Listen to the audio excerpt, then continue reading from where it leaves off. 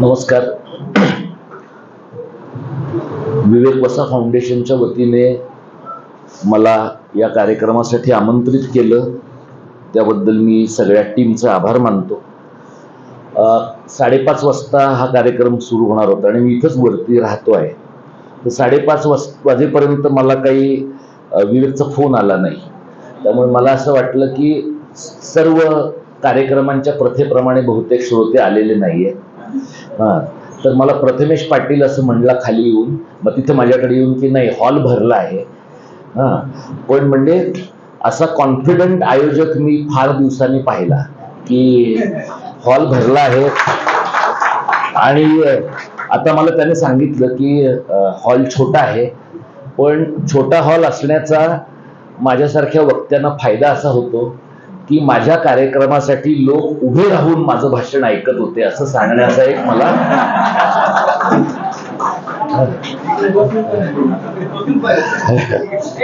त्यामुळे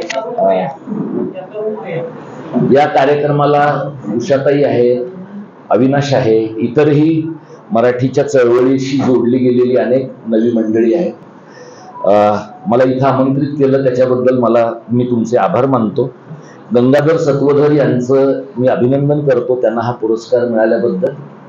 वाचणाऱ्या माणसांची संख्या नितांत वाढली पाहिजे आपल्या राज्यामध्ये, आणि वाचणाऱ्या माणसांची संख्या वाढली पाहिजे म्हणजे ज्यांना फक्त कव्हर वाचता येतं अशा पलीकडच्या माणसांची संख्या वाढण्याची गरज आहे.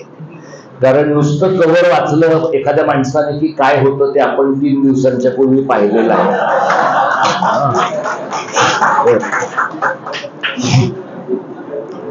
ज्या माणसाच्या बद्दल आता मगाशी आपण बोललो, तो माणूस त्याने जेव्हा त्या प्रशांत आंबेला शिवीगाळ केली, कुठलाही थोडंफार वाचनाशी संबंध असलेला माणूस पुस्तकाबद्दल चर्चा करताना शिवीगाळ करत नाही.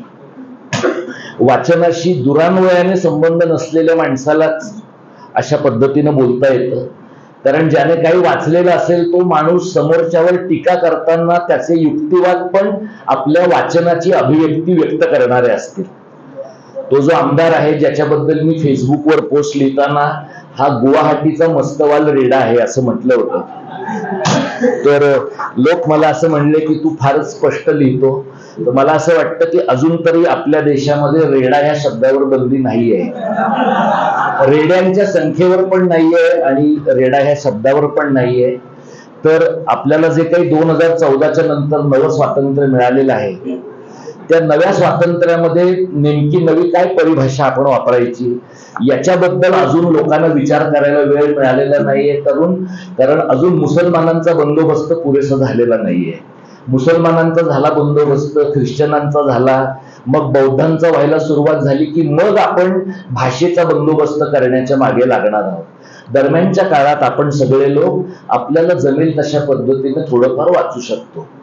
प्रॉब्लेम असा आहे किंवा प्रॉब्लेम असा नाहीये की जे लोक आता आपल्याकडे सत्तेत आहेत त्यांच्या वाचनाचं एवढं दुर्भिक्ष आहे, त्यांच्याकडे वाचनाचा एवढा दुष्काळ आहे की समजा एखादं पुस्तक त्यांच्या भूमिकेला विरोध करणार आहे असं आपल्या लक्षात आलं तर ते आपल्यालाच त्यांच्या लक्षात आणून द्यावं लागतं की हे पुस्तक तुम्ही जाळू शकता, हे तुमच्या विचारांच्या विरोधातलं पुस्तक आहे, यामुळे तुमच्या भावनांना धक्का पोचला पाहिजे.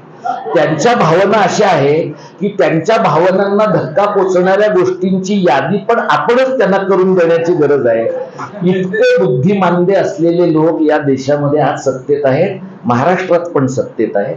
आणि अशा पार्श्वभूमीवर आपण वाचनाबद्दल बोलतो आहोत. सर्वसाधारणपणे वाचनाबद्दल बोलत असताना आपल्याकडे महाराष्ट्रामध्ये एक वक्त्यांचा वर्ग आहे, पुण्यामध्ये तर खूप आहे. कारण पुणे हे आतापर्यंत महाराष्ट्रातलं सांस्कृतिक शहर म्हणून गणलं जात होतं. दरम्यानच्या काळामध्ये तुमच्याकडच्या काही लोकांनी शनिवार वाड्याला रंग लावायचा, इथल्या भिंती बदलायच्या, अशा प्रकारच्या नवसांस्कृतिक धंद्यांमध्ये फार गती मिळवलेली असल्यामुळे आप्पा बळवंत चौकातल्या पुस्तकांचं काय करायचं हे अजून काही तुमच्या लोकांचं ठरलेलं दिसत नाही. पण या सगळ्या वातावरणामध्ये जेव्हा आपण वाचायचं असं म्हणतो, वाचायचं कशाला असं म्हणतो, तर मुळामध्ये मला असं वाटतं की वाचणं ही एक प्रत्येक माणसाची खाजगी गरज आहे. म्हणजे माझे वडील गिरणीत कामाला होते, आई 7वी 8वी शिकलेली होती, ती बऱ्यापैकी वाचायची, थोडं वाचते अजूनही. म्हणजे मला असं वाटतं की तिचं जर आधी आमच्या आजोबांनी लग्न केलं नसतं तर ती शिक्षक झाली असती आणि कदाचित जास्त वाचलं असतं. पण बरं, एखाद्या घरामध्ये बाईने पुरुषांनी वाचू नये याची व्यवस्था करणारे लोक पण त्याच घरात असतात अनेकदा. त्यामुळे विशेषतः बाईच्या बाबतीमध्ये तिला पुस्तकच उपलब्ध होऊ नये, तिच्या हातामध्ये चांगल्या गोष्टी लागूच नये, अशा प्रकारच्या व्यवस्था आपल्या कुटुंबांमधनं होतात. मी तुम्हाला मगाशी जे सांगण्याचा प्रयत्न करत होतो ते असं की आपल्याकडे 2 प्रकारचे वक्ते आता अलीकडच्या काळात झालेत बघा. एक मोटिवेशनल स्पीकर आहे, ज्याचं सारखं सांगतात की यातनं प्रेरणा घ्या, त्यातनं प्रेरणा घ्या, कशातनं तुम्ही यशस्वी व्हाल, कशातनं आनंदी व्हाल, वगैरे वगैरे. आणि दुसरी एक जमात आहे ती शिवव्याख्या त्यांची आहे आपल्याकडे, ज्यांनी आपल्याला तर वात आणलाच आहे, पण महाराज जिथं कुठे असतील तिथं त्यांनाही वात आणलेला आहे. आणि या सगळ्या लोकांचं जर तुम्ही ऐकलं तर तुम्हाला असं दिसेल की ते तुम्हाला काही नवं सांगत नाही. ते तुम्हाला अफजल खानाचा झालेला वधच त्यांच्या क्रिएटिव्ह शैलीमध्ये सांगतात. म्हणजे ते महाराजांनी जर ऐकलं तर आपण हे असंच केलं होतं का, अशा प्रकारचा प्रश्न त्यांना पडावा, अशा प्रकारची स्थिती निर्माण व्हावी, अशा प्रकारच्या ठिसूळ वाचनातनं निर्माण झालेले लोक आपल्या समाज आहेत. त्यामुळे जेव्हा गोविंदराव पानसरेंसारखा माणूस शिवाजी कोण होता असं म्हणतो, तेव्हा आता पानसरे आता नाहीत. नाहीतर आता लोक असं लिहिणाऱ्याला सोशल मीडियावर विचारतात, शिवाजी असं म्हणतो, तुझ्या काय वर्गात होते का रे महाराज? पानसरेंच्या काळामध्ये त्यांच्या सुदैवाने सोशल मीडिया फार ऍक्टिव्ह नव्हता, 40 पैसेवाल्यांची गँग फार ऍक्टिव्ह नव्हती, त्याच्यामुळे आणि पानसरे कदाचित फारसे सोशल मीडियावर नसतील, त्याच्यामुळे त्यांना ह्या प्रश्नाला सामोरं जावं लागलेलं नाही. शिवाजी महाराजांशी मैत्री करण्यासाठी त्याला शिवाजी कोण होता असं म्हणण्यासारखं दोस्तीचं धाडस दाखवणं हा एका समृद्ध वाचनातनं निर्माण झालेला पर्याय आहे. हे नाही घडत आपल्याकडे. म्हणजे आणि राजवाड्यांनी तसं लिहिलंय अगदी अलीकडे, म्हणजे ज्यांच्या ऐतिहासिक विवेचनाच्या बद्दल आपला वाद असू शकतो आहे आणि आहे, पण गजानन भास्कर मेहेंदळे यांनी त्यांच्या शिवचरित्राच्या पहिल्या खंडामध्ये मी शिवाजीला शिवाजी का म्हणतोय हे तपशीलवार 8-10 पानं लिहिलंय. म्हणजे हा प्रॉब्लेम फक्त बहुजनांना नाहीये, बहुजनांच्या पलीकडचा इतिहास लिहिणाऱ्या लोकांना सुद्धा, हिंदुत्ववाद्यांचा इतिहास वाचणाऱ्या लोकांच्या खांद्यावर डोकं नाही याची त्यांना पूर्ण कल्पना आहे. त्यामुळे वाचनाचा अभाव एखाद्या समाजात कधी निर्माण होतो तर मुळामध्ये वाचण्याची काही गरजच नाही असं ज्या वेळेला लोकांना वाटतं त्यावेळेला. मी ज्या काळामध्ये शाळेत शिकलो त्यावेळेला जी गणेशोत्सव मंडळ होती, त्या गणेशोत्सव मंडळांमध्ये वक्तृत्व स्पर्धा, वादविवाद स्पर्धा लोक घ्यायचे. मुंबईमध्ये अनेक ठिकाणी व्याख्यानं व्हायची अनेक ठिकाणी. त्या वक्तृत्व वादविवाद स्पर्धांमध्ये वेगवेगळी पुस्तकं मुलांना दिली जायची. म्हणजे तुम्ही साधं बघा, मला जी मंडळ माहिती आहेत ती सगळी शिवसेनेची मंडळ आहेत. म्हणजे साधारणपणे आपण शिवसेनेचा माणूस आणि विचार हे एकमेकांशी जोडत नाही. विशेषतः पुरोगामी जे लोक आहेत ते कधीपासून जोडायला लागले, 2019ला महाविकास आघाडीचं सरकार आल्यानंतर पुरोगाम्यांना लक्षात आलं की अरे शिवसैनिक पण वाचत असतील, कसे बिचारे वाचत नसतील, मारण्याआधी थोडा तर विचार करत असतील की नाही. तर ते पुरोगाम्यांचं धर्मांतर नंतर झालं 19 सालाच्या नंतर. पण हे मी तुम्हाला सांगतोय ते 90, 92, 93च्या काळामधलं आहे, जेव्हा शिवसेनेनं चालवलेली मंडळ एका भगतसिंगावरची पुस्तकं देत होती. शिवसेनेनं चालवलेलं मंडळ गझलांवरचं पुस्तक एखादी स्पर्धा जिंकणाऱ्याला भेट देत होतं.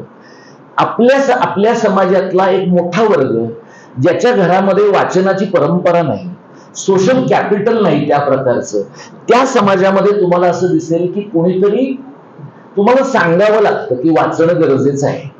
म्हणजे आमच्या घरातल्या आसपासच्या भागामध्ये गुल बकावली आणि या टाईपची पुस्तकं मिळायची, 25 पैशाला वगैरे तिथल्या त्या सर्क्युलेटिंग लायब्ररीमध्ये मिळणारी पुस्तकं आहे.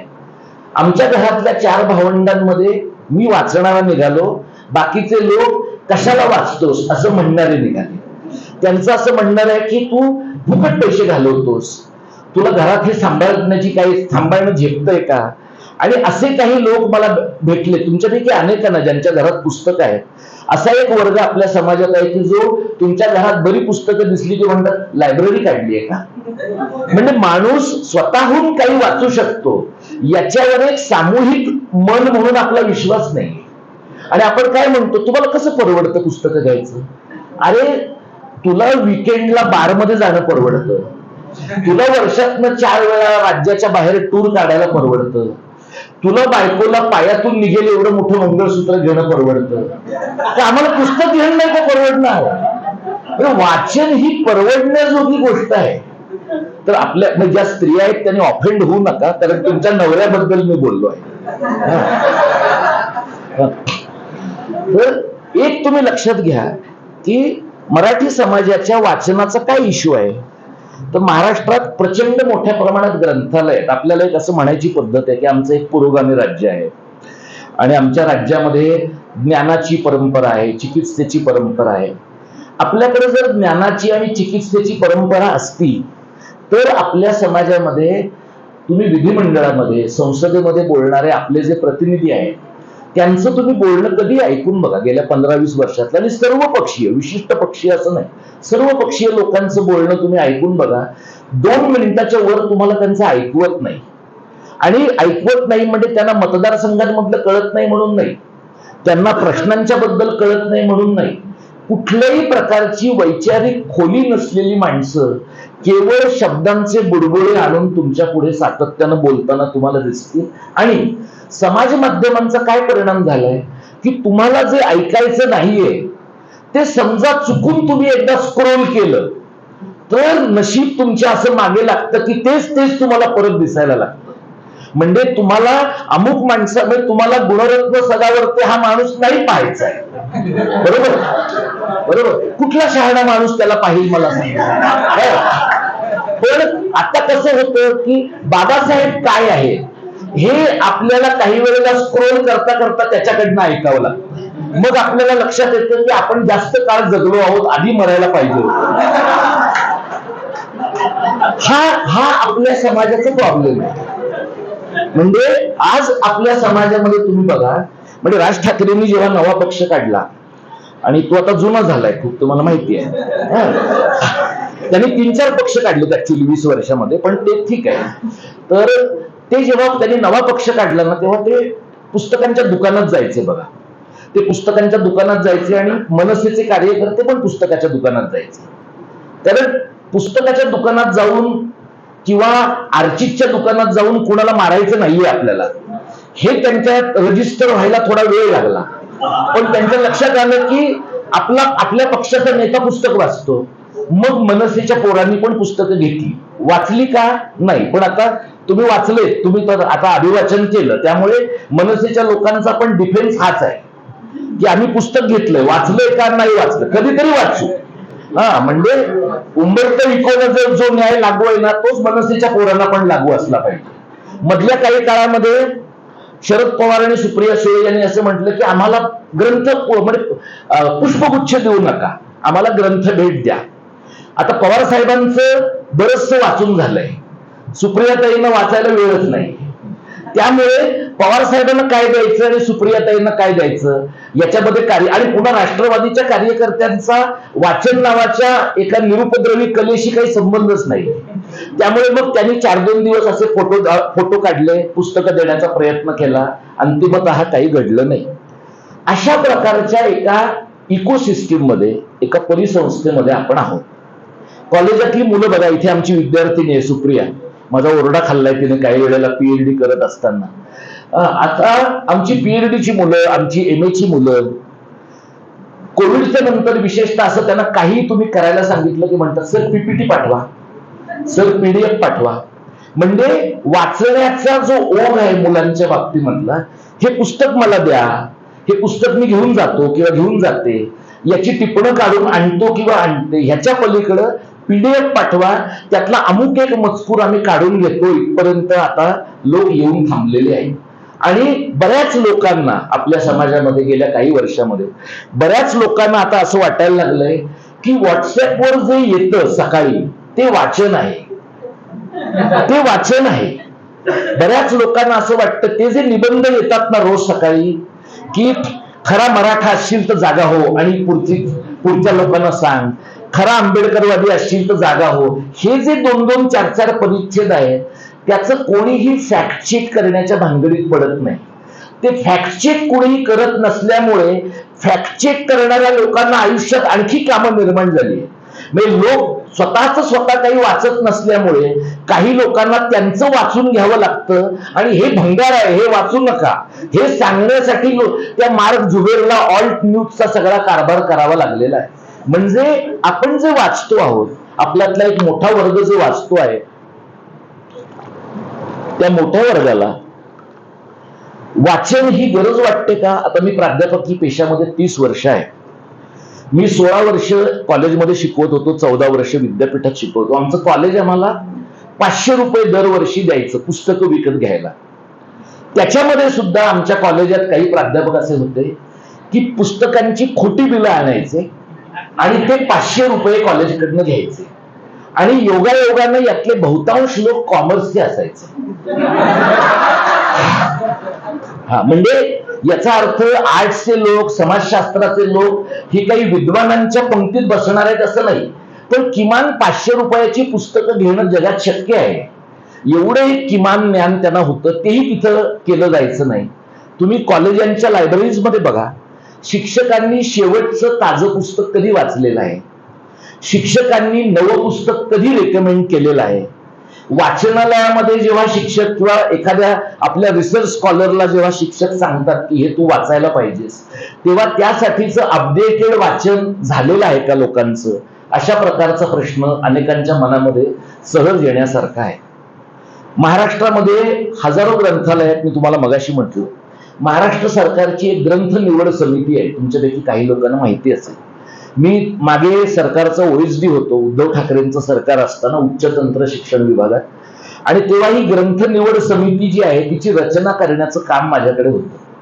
ही ग्रंथ निवड समिती काय करते तर महाराष्ट्रभरातल्या प्रकाशकांकडनं आदल्या वर्षी आलेली जी पुस्तकं आहेत त्यांची एक सूची ते घेतात आणि मग त्यातनं एक मास्टर लिस्ट ते बनवतात आणि महाराष्ट्रातल्या सगळ्या ग्रंथालयांना ती पुस्तकं पोचवली जातात. म्हणजे एखाद्या पुस्तकाच्या 200 प्रती असतील, एखाद्याच्या 500 असतील, एखाद्याच्या 1000 असतील. आता ही जी पुस्तकं आहेत, अपेक्षा काय आहे किंवा सरकार काय म्हणतं, वाचन संस्कृतीच्या वाढीसाठी आम्ही हे सगळं करतो आहोत. तुमच्यापैकी ज्यांना कोणाला यातलं काही खोलात जाऊन पाहायचं असेल, एकदा कधीतरी पहा तुम्ही की यातली 80% पुस्तकं ही बाजारामध्ये कुणाच्याही पर्यंत पोहोचलेली पुस्तकं नसतात.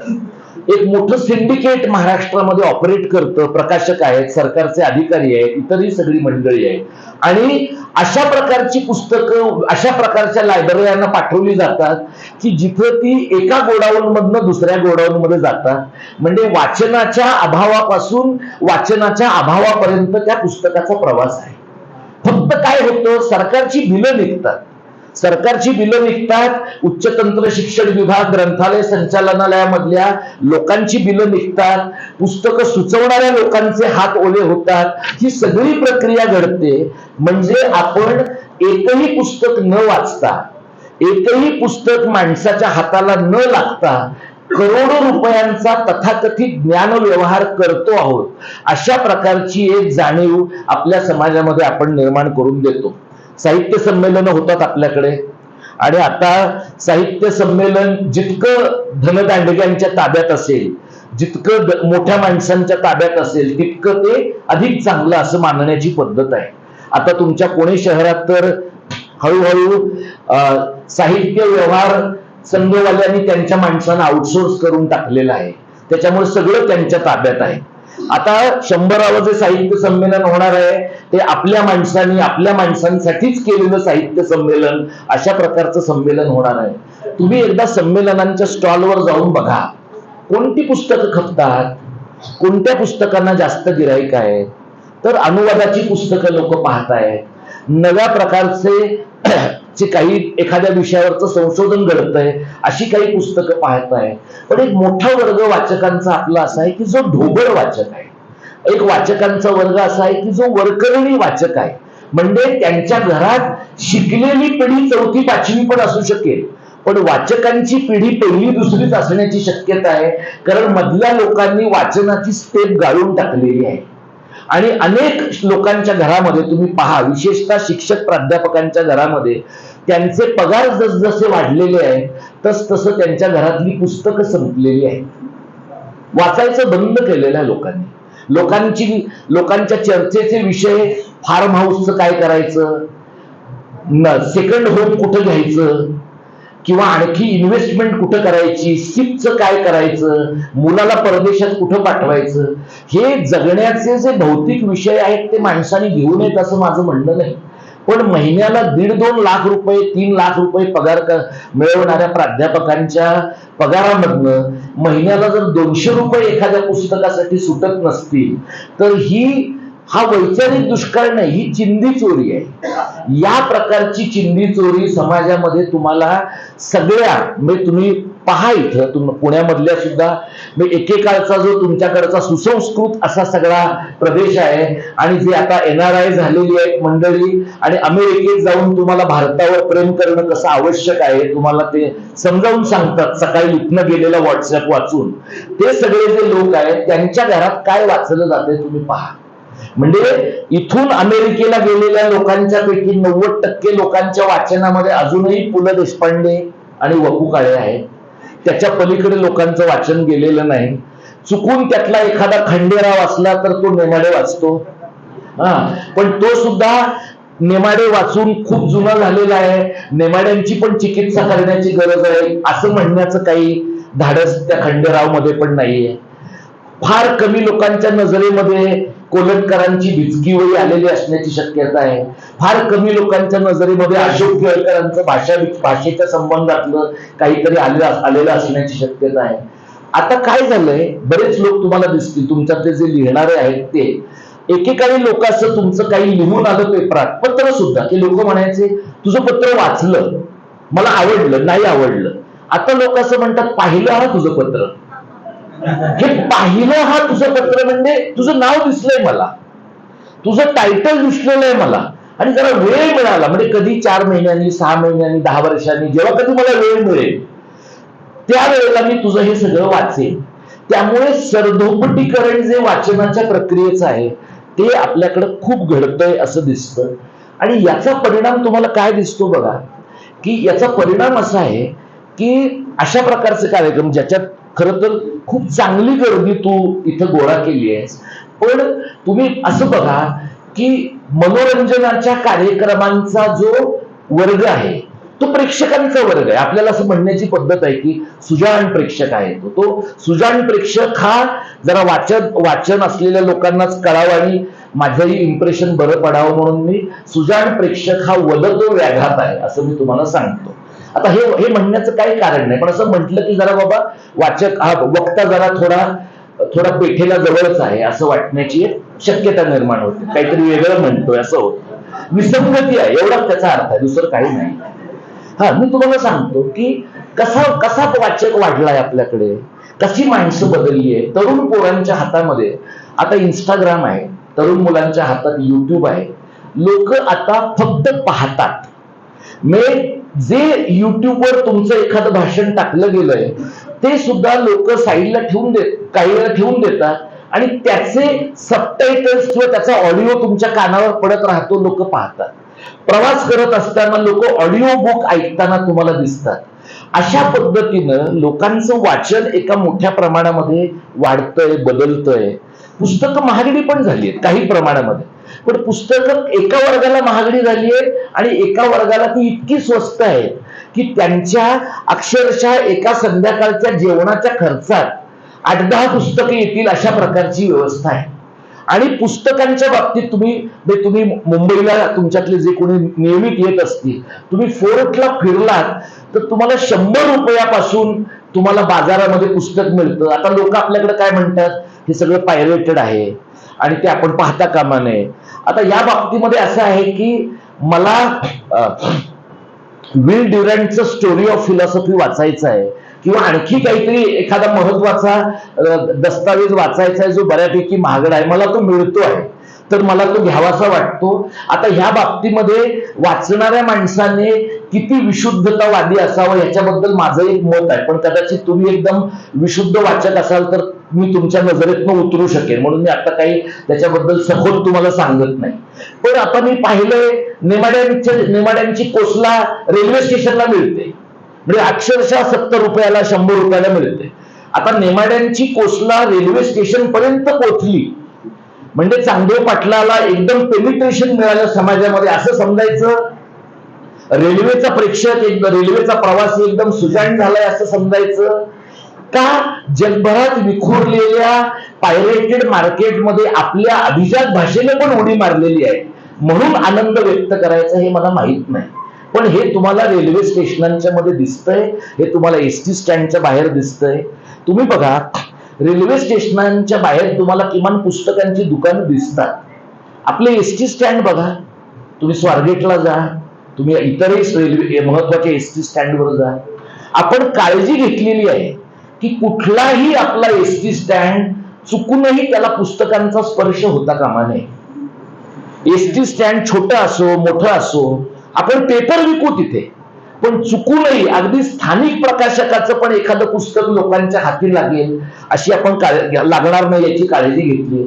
अनेक तालुके अनेक जिल्हे असे आहेत की जिथे फक्त बेस्ट सेलर पुस्तकच त्यातल्या त्यात विकली जाण्याची शक्यता असते, विकली जातात. सर्वसाधारणपणे लोकांना हवी असलेली पुस्तकं लोकांना मिळत नाही. आता अशा वातावरणामध्ये तुम्ही माझ्यासारख्या माणसाला इथे बोलावता आणि हॉल भरलेला असतो, त्यावेळेला असं स्वाभाविकपणे वक्त्याला वाटतं की लोक आपल्याला ऐकायला आलेले आहेत. लोक तुझ्या प्रेमापोटी संस्थेच्या प्रेमापोटी आलेले असू शकतात आणि मी त्याचा कोलॅटरल फायदा घेतलेला असू शकतो अशी शक्यता आहे.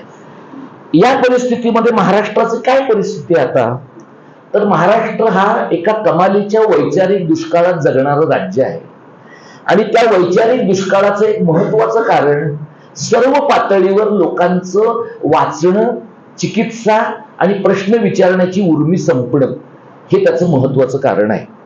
याचं कारण तुम्ही शाळांमध्ये बघा, वर्गांमध्ये बघा. मी पाहिलंय माझ्या बरोबर अनेक लोकांना की शिक्षकांना वर्गामध्ये प्रश्न विचारलेले आवडत नाही.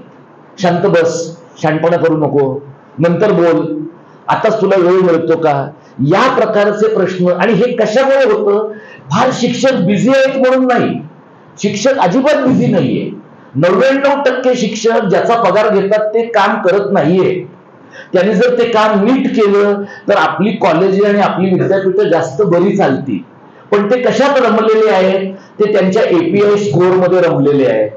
ते त्यांच्या अशा प्रकारचे त्यांचे सेमिनारचे पेपर बनवण्यामध्ये रमलेले आहेत की जो दुसऱ्या माणसाला कळेल याची काही शाश्वती देता येत नाही. तुम्ही बघा, चेक करा, अनेक लोकांचे कॉन्फरन्सेस मधले पेपर जर तुम्ही पाहिले तर ते मराठीत लिहिलेले आहेत, याच्या पलीकडे त्याच्यात काहीच मराठी आहे असं सांगता येत नाही. इंग्रजीत लिहिलेले आहे, याच्या पलीकडे. म्हणजे पुलंचं खिल्लीमध्ये एक वाक्य आहे की या वाक्यातलं कर्ता कर्म क्रियापद रानोमाळ हरवलेलं आहे.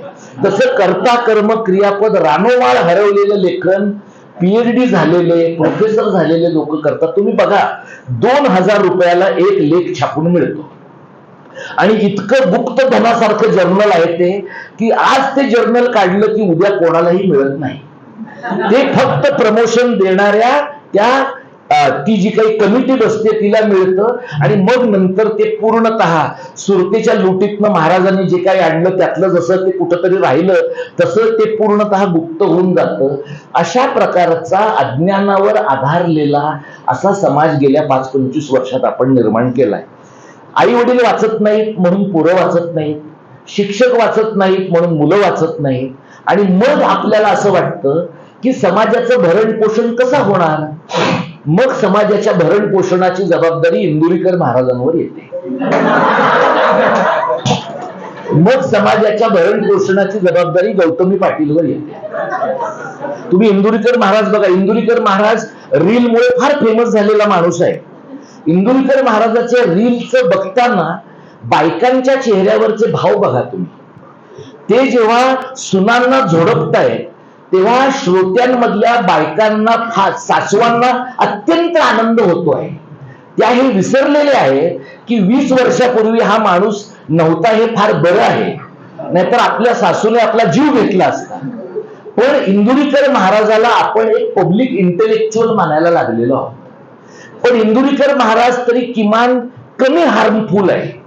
आता जे आपले कीर्तनकार माजलेत सगळीकडे महाराष्ट्रभर, त्याच्यामध्ये तो संग्राम भंडारे आहे बघा, जे जे एका अर्थाने हा समाज हिंस्त्र बनवण्याच्या प्रक्रियेमध्ये स्वतःची अत्यंत महत्वाची भूमिका पार पाडताना तुम्हाला दिसतात. म्हणजे तुमचा कार्यक्रम छत्रपती शिवाजी महाराजांचा असू द्या, तुमचा कार्यक्रम आंबेडकर जयंतीचा असू द्या, तुमचा कार्यक्रम महाराष्ट्र दिनाचा असू द्या, या सगळ्या ठिकाणी कान फुटेल, डोळे फुटतील असा डीजे आणि लेझर शो असला पाहिजे आणि चुकूनही माणसांना विचार करावासा वाटेल अशी कृती घडता कामा नये. हे जर आपल्या समाजामध्ये, हे न्यू नॉर्मल आहे. कोविडमध्ये आपण न्यू नॉर्मल हा शब्द वापरायला लागलो. समाजाच्या अज्ञानाचं सार्वत्रिकीकरण हे जेव्हा न्यू नॉर्मल होतं ना, त्यावेळेला अथर्व शीर्षाचं पठण भिडेवाड्याच्या पुढे होतं. मार्गशीर्षातले गुरुवार करणाऱ्या बाया या 3 जानेवारीला स्वतःला सावित्रीच्या लेकी बनवतात. हा जो प्रॉब्लेम आहे ना, ही या प्रकारची समाजातली विसंगती, हिच्यावर बोट कोणी ठेवायचं? तर हिच्यावर बोट ठेवणारे लोक दाभोलकरांसारखे होते, हिच्यावर बोट ठेवणारे लोक पानसरेंच्या सारखे होते. पण त्यामुळे मग तुम्हाला जायचंय का मॉर्निंग वॉक घ्यायला? तुमचा दाभोलकर करायचा का? पानसरेंचं काय झालं तुला माहित आहे ना? असं म्हणणारे लोक जेव्हा आपल्या राज्यामध्ये सत्तेवर असतात आणि फक्त एक पक्ष बदलण्यासाठी त्यांना किमान 50 कोटी रुपये मिळतात आणि त्यांचं तुम्ही काही वाकडं करू शकत नाही, पुढच्या निवडणुकीत ते आधीच्या पेक्षा जास्त मतांनी निवडून येतात, तेव्हा समाज म्हणून काय मेसेज मिळतो आपल्याला? की बाकी सगळं फजूल आहे, पैसा महत्वाचा आहे, नैतिकता ही डिस्पेन्सेबल गोष्ट आहे, नैतिकतेचा विचार करणारे लोक समाजाच्या परिघावर आहे. आणि नैतिकता कशातून निर्माण होते? तर तुम्ही काहीतरी वाचता, तुम्ही कशाचा तरी विचार करता, त्यातून निर्माण होते. वाचण्याची जी कन्व्हेन्शनल अंग आहेत, पारंपरिक अंग आहे, त्याच्या पलीकडे जाऊन सुद्धा आपण आता वाचनाकडे पाहतो. तुमच्यापैकी काही लोक नेटफ्लिक्स पाहत असतील, अमेझॉन प्राईम पाहत असतील, डिझनी हॉटस्टार पाहत असतील. तुम्ही नेटफ्लिक्सवर हाऊस ऑफ कार्ड्स पहा. हाऊस ऑफ कार्ड्स हे अमेरिकेच्या राजकारणातला बिभत्सपणा अत्यंत सुंदर पद्धतीनं दाखवतं. क्राऊन, ब्रिटनच्या राणीची सगळी राजवट इतक्या चिकित्सकपणे दाखवतं. आपल्याकडे असं जर एखाद्या दिग्दर्शकाने करायचा प्रयत्न केला, एक तर त्याचा सेट लोक आपले जाळून टाकतील आणि चुकून बिचाऱ्यानं गुप्त ठेवला आणि नेटफ्लिक्स वाल्यांनी ती सिरीज बाजारात आणली तर त्याच्या पुढच्या 4 पिढ्या भारतामध्ये येऊन जगू शकतील अशी परिस्थिती नाही. असा ज्ञानाचा पूर्ण उजेड पडलेला अशा प्रकारचा समाज आपला आहे. म्हणजे कशाच्याच बाबतीमध्ये पर्यायी विचार शक्य आहे, पर्यायी भूमिका शक्य आहे.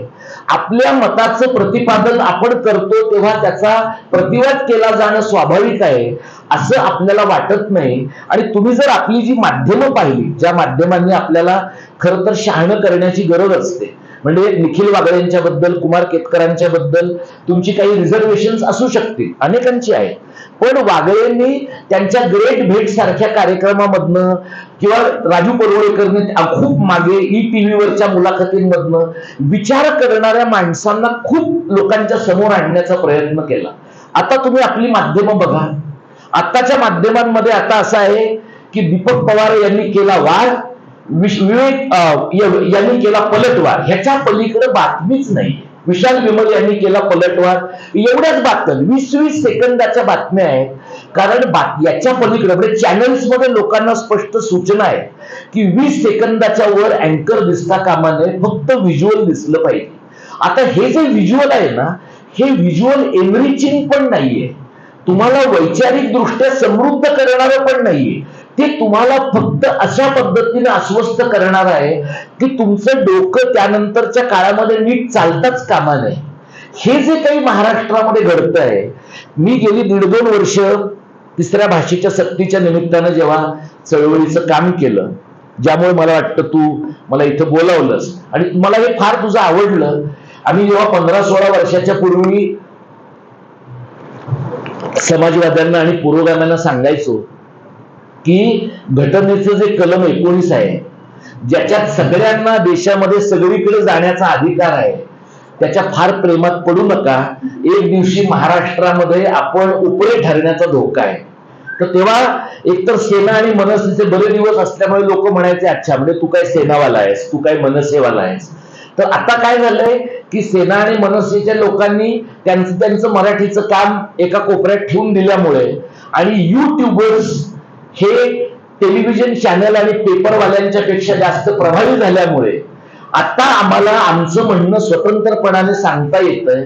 म्हणजे आता लोक मला येऊन भेटून सांगतात की तुझे व्हिडिओ ऐकले, तुझे रील्स पाहिले. काही वर्षांच्या पूर्वी असं होतं की बा एबीपीला तुम्ही दिसला नाही तर तुम्ही जिवंतच नाही आहात असं लोकांना वाटायचं. आता तुम्ही दिसताय पण एबीपी दिसत नाही म्हणजे एबीपी जिवंत नसण्याची शक्यता आहे असं लोकांना वाटू शकतं. एवढा काळ बदललेला आहे. त्यामुळे आता जे काही काम आम्ही करतोय त्या कामाचा आणि वाचनाचा आणि महाराष्ट्राचा काय संबंध आहे. आपण गेल्या 10 वर्षामध्ये महाराष्ट्रात विशेषतः 15 वर्षामध्ये आपण हे जे हिंदुस्थानच्या नादाला लागलेलो आहोत त्यामुळे आपण आपल्या इतिहासाचं वाचन पण पूर्ण वेगळ्या पद्धतीने करतोय. आपला राम हा आता काळा राम राहिलेला नाही. आपला राम आता 6 पॅक वाला आहे. आपला राम आता कोणाचा तरी बाण घेऊन कुणाच्या तरी अंगावर जाण्याच्या कायम हिंस्त्र मोड मधला बाण आहे. कारण तो गायपट्ट्यातला राम आहे. हा जो गायपट्ट्यातला राम आहे तो आपण महाराष्ट्रामध्ये आयात का केला. कारण इथे काळाराम मंदिराचं काय झालं ते वाचण्याचे कष्ट आपण घेतले नाही. आपल्याकडे महाराष्ट्रामध्येच बाबासाहेबांनी riddles of Ram and Krishna जे लिहिलं आणि त्याचा प्रतिवाद अत्यंत वेगळ्या पद्धतीने मम मेहेंदळ्यांसारख्या माणसाने केला किंवा प्राज्ञ पाठशाळेमध्ये या प्रकारचा वैचारिक डिबेट घडला हे आपण पाहायचं नाकारलं. म्हणजे जे महाराष्ट्राचं आहे ज्या प्रकारची महाराष्ट्राची वाद प्रतिवादाची परंपरा आहे त्या वाद प्रतिवादाच्या परंपरेकडे जर आपण चिकित्सेनं पाहिलं नाही म्हणजे आपण म्हणताना म्हणतो की आपण शाहू फुले आंबेडकरांचा प्रदेश आहोत म्हणून पण शिवाजी महाराजांनी राज्य व्यवहार कोश आणला हे आपल्याला अनेक लोकांना माहिती नाही. शाहू महाराजांनी लोकांकडनं लिहून घेतलं हे लोकांना माहित नाही. बाबासाहेबांनी मूकनायक पासून जनता आणि प्रबुद्ध भारत पर्यंत बहिष्कृत भारत पर्यंत नियतकालिका काढली आणि मराठीतनं काढली आणि त्यांचं इंग्रजी जेवढं ताकदीचं होतं तितकं त्यांचं मराठी सुद्धा आक्रमक आणि ताकदीचं होतं हे आपल्या वाचनात नाही. फुल्यांचं लेखन हे इथल्या ब्राह्मणी व्यवस्थेला प्रतिवाद करणारं आयडिओलॉजिकली तर आहेच पण शैली म्हणून सुद्धा त्याचा वेगळ्या पद्धतीने विचार केला पाहिजे हे आपल्या गावी नाही. आणि म्हणून आपल्या ज्या उपजत इथल्या ज्ञान परंपरा आहे त्याचा विचार न करता आपण हे सगळं बाहेरनं बॉरो केलेलं बाहेरनं मागवून घेतलेल्या अशा प्रकारच्या ज्ञानाच्या परंपरेवर आपण आहोत. आणि म्हणून तुम्हाला असं दिसेल की तुमच्या या शहरामध्ये सुद्धा पुण्यात सुद्धा महाराष्ट्रात ठिकठिकाणी पब्लिक डिस्कोर्स कुठला होतोय. विराट हिंदू संमेलन नावाचा पब्लिक डिस्कोर्स होतोय. म्हणजे एकेकाळी महाराष्ट्रात जागतिक मराठी परिषद होत होती. कुसुमाग्रजांनी त्याची सुरुवात केली. आता ती जागतिक मराठी परिषद तिचं अगतिक मराठी परिषदेमध्ये रूपांतर झालंय. कुणी तिच्याकडे ढुंकूनही पाहत नाही. पण काय वाढलं आहे विराट हिंदू संमेलनांची संख्या वाढली आहे जिथे तुम्ही काही विचार करायचा नाहीये. तुम्ही फक्त जथ्याने जमायचं आहे. मग तुम्ही मीरा भाईंदर मध्ये जमलात तर तुम्ही बघायचंय की कोणत्या भागामधल्या मुसलमानांचा आपल्याला बंदोबस्त करायचा आहे. तुम्ही घाटकोपरमध्ये जमलात तर तुम्हाला बघायचंय की रमाबाई आंबेडकर नगर मधल्या बौद्धांची आपल्याला कसं वागायचं आहे. म्हणजे ही जी काही विराट हिंदू संमेलनाच्या नावाने त्या निमित्तानं निर्माण होणारी जी ओळख आहे ही महाराष्ट्राची जी काही थोडीफार वाचनाची विचाराची परंपरा आपण धरून ठेवली आहे त्या विचाराच्या परंपरेला बाधा आणणारी एक महत्वाची गोष्ट या राज्यामध्ये घडताना आपल्याला दिसते. आपण काय पद्धतीने यातनं बाहेर पडू शकतो म्हणजे पडू शकतो का. कार्यकर्त्याचं हे काम आहे. म्हणजे आपल्याकडे 19व्या शतकामध्ये तुम्ही बघा की कर्ते सुधारक होऊन गेले आपल्याकडे. विशेषतः संयुक्त महाराष्ट्राच्या स्थापनेनंतर आपण असं सांगायला लागलो की प्राध्यापकांचं काम अभिजनांचं काम विचार मांडणं हे आहे. चळवळी चालवणाऱ्या लोकांचं काम चळवळी चालवणं हे आहे. त्यामुळे चळवळी चालवणाऱ्या अनेक लोकांनी मी सगळ्यांनी म्हणत नाही चळवळी चालवणाऱ्या अनेक लोकांनी आपल्या मनापुरतं हे ठरवलं की विचार करणं हे आपलं काम नाहीये. कुणीतरी आपल्याला विचार दिला की त्याच्यावर आपण काम करायचंय. त्यामुळे दीर्घकाळ चळवळींचं रूपांतर एनजीओ मध्ये आणि फंडिंग एजन्सी बेस्ड एनजीओ मध्ये झालेलं आहे.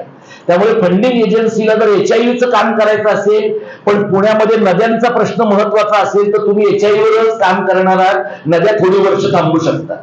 प्रश्न असा आहे की तुम्ही कोणत्या प्रकारच्या प्राधान्यक्रमासाठी समाजाच्या पुढे जाता आणि कोणत्या प्रकारचा प्राधान्यक्रम घेऊन समाज बदलण्याचा प्रयत्न करता. मला असं दिसतं, आणि हे मी तुमच्या पुढे मांडण्याचा प्रयत्न करतो, हे पटायलाच पाहिजे असं नाही. मला असं वाटतं की महाराष्ट्रामध्ये ज्या प्रकारचं सांस्कृतिक राजकारण आजच्या घडीला दिसतं आहे, जे वाचन संस्कृतीच्या पूर्ण अभावातनं निर्माण झालेलं आहे.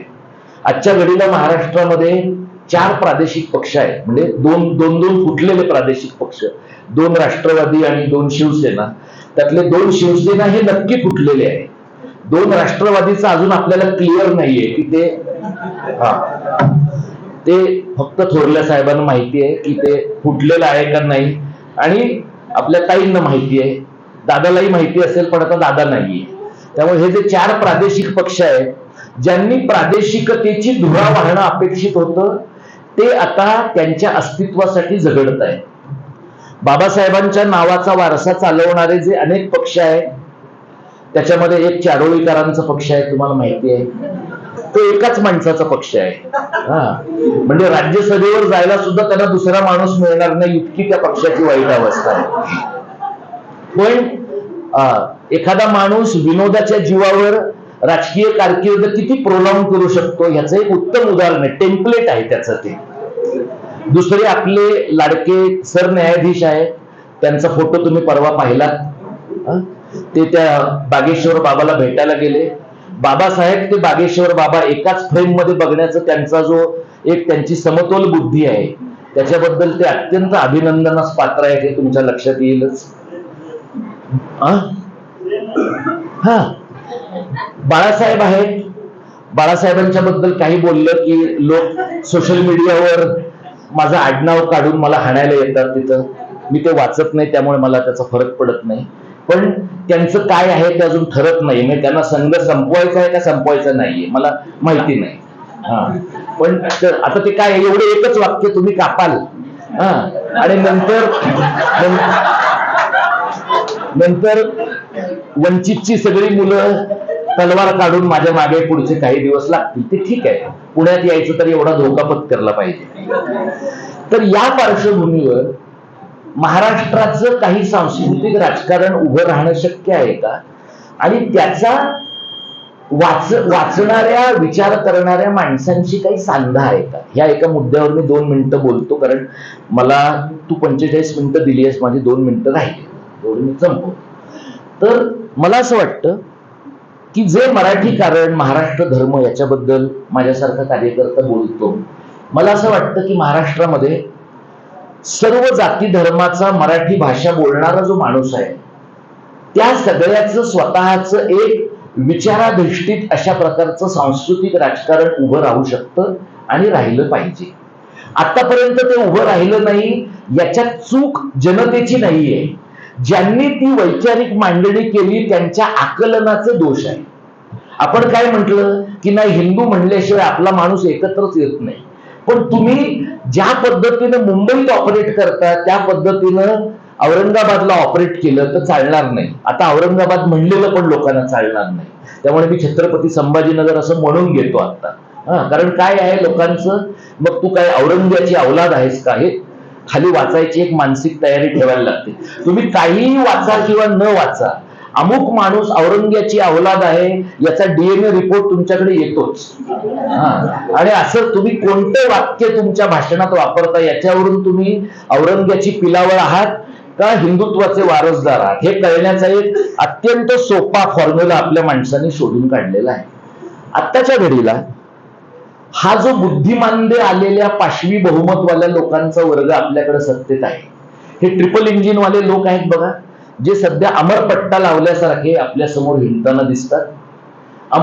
नेहरूंचं सरकार गेलं, इंदिरा गांधींचं सरकार गेलं, 404 जागा मिळालेल्या राजीव गांधीचं 4 वर्षामध्ये सरकार गेलं, वाजपेयींची 3 सरकार गेली. आता जे 2 माफिया आपल्याकडे सत्तेवर आहे त्यांचंही सरकार जाईल, पण त्याच्यासाठीचा विचार तुम्हाला पारंपरिक चौकटीच्या बाहेरचा केला पाहिजे. आणि तो करताना महाराष्ट्राच्या इतिहासाचं नव्यानं वाचन केलं पाहिजे. सतत सह्याद्रीनं हिमालयाच्या मदतीला धावून गेलं पाहिजे. या भावनेतनं बाहेर येण्याची गरज आहे. हिमालयाचं बघून घे, तो त्यांचा प्रॉब्लेम आहे. हिमालय विस्कळीत झाला, हिमालयाचं स्खलन झालं तर उत्तराखंडातले लोक वाहतील, त्यांचं ते पाहतील. आपण पहिल्यांदा काय पाहायचं, सह्याद्री खचतोय की नाही हे अत्यंतिक अलंकारिक आहे बघा. म्हणजे तुकार बोलतोय मी हे वाक्य तुम्हाला सांगतो. पण असं काय आहे की असं एखादं वाक्य सांगितल्याशिवाय लोक जी शेवटी किंवा कुठेतरी मध्ये बसून थोडी निद्रिस्त झालेली असतात, त्यांना थोडं पटकन अलर्ट पण होता येत नाही. तर काय करता आलं पाहिजे, तर मला असं वाटतं की आपण महाराष्ट्राच्या पुरता विचार अनअपोलोजेटिकली केला पाहिजे. अनअपोलोजेटिकली केला पाहिजे. महाराष्ट्र हेच राष्ट्र आहे असं मी व्यक्तिशः मानतो. तू ते विकास मानायला पाहिजे असं मानलं पाहिजेस विशाल, असं नाही, कारण तू आयोजक आहेस, तुला धरतील लोक. मी वक्ता आहे, तू हे म्हण, त्याचं बोलणं होतं, त्याचं तो बोलला आणि निघून गेला. त्यामुळे आयोजकाला ह्याच्यात गुंतवत नाही. माझं असं म्हणणं आहे, महाराष्ट्र हे राष्ट्र आहे, या भावनेनं सगळ्या आपल्या आतापर्यंतच्या परंपरेचा विचार केला पाहिजे. आणि सातवाहनापासून संयुक्त महाराष्ट्रापर्यंत विचार करायचा तर केवळ पूर्ण गौरवात रमण्यापेक्षा संयुक्त महाराष्ट्राच्या लढ्याचं दुसरं पान 2026च्या नंतर उलटणं शक्य आहे का? आणि ज्यांनी पहिलं पान उलटलं ते सगळे वाचणारे लोक होते, विचार करणारे लोक होते. हा योगायोग नाही.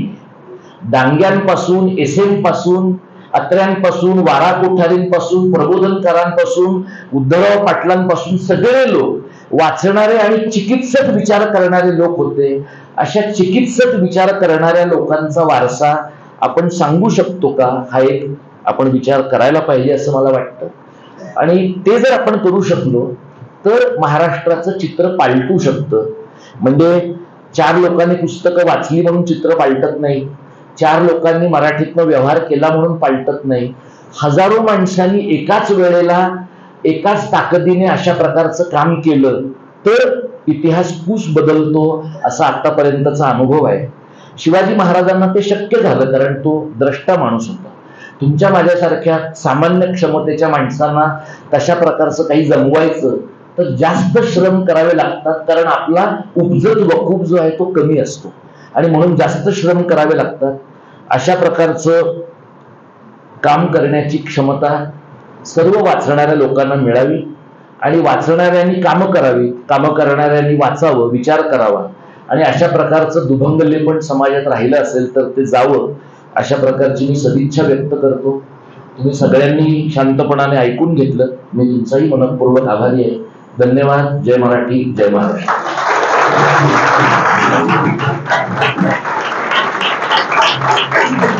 धन्यवाद सर.